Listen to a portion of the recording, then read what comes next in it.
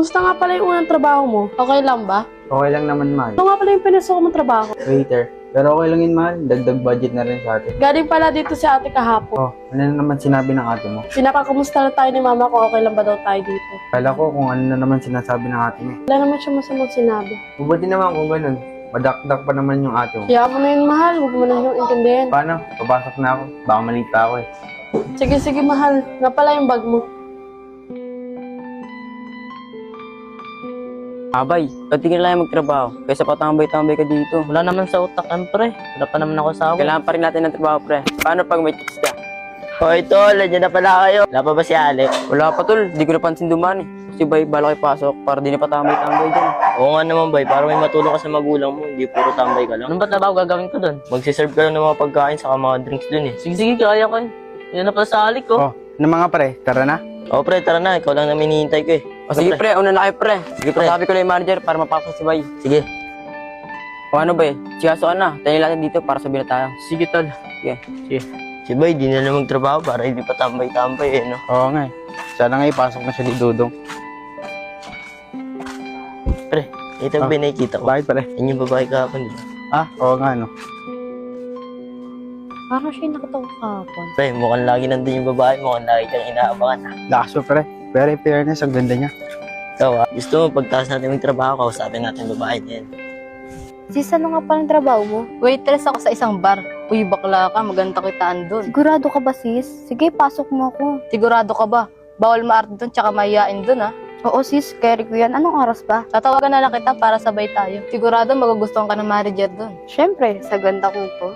So, paano sis? Siguro na muna ako Sige lang, sis, Gora. Kita-kits later. Trabaho natin kanina, no? Pedix. Oo nga eh. Hey, pre, gusto mo, daanan natin yung chicks kanina. Baka naman may boyfriend yun. Baka nga mayari pa tayo eh. Hindi yun, pre. Titig pa lang sa'yo kahapon, tapos ngayon, eh. Hey, pre. Sakto, pre. Speaking, oh. Ay, miss. Gusto na may pagkilala ng kasama ko. Video ko. Nuwari ka pa, eh. Sabi nga pala. Halik nga pala.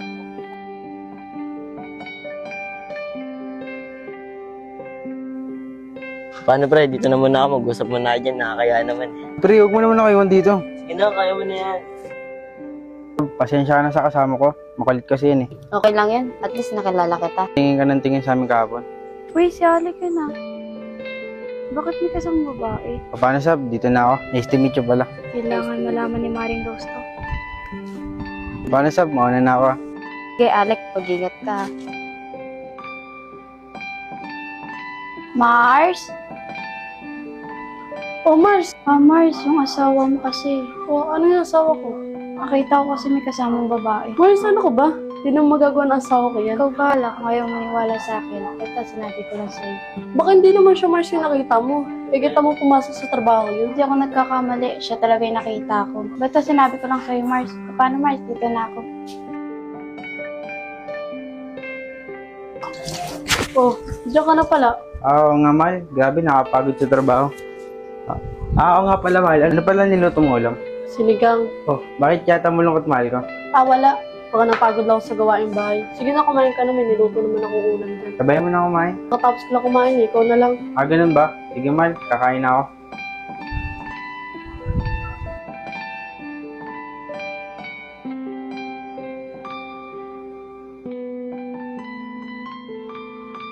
Parang tingin ko na hindi ako nalakay ng asawa.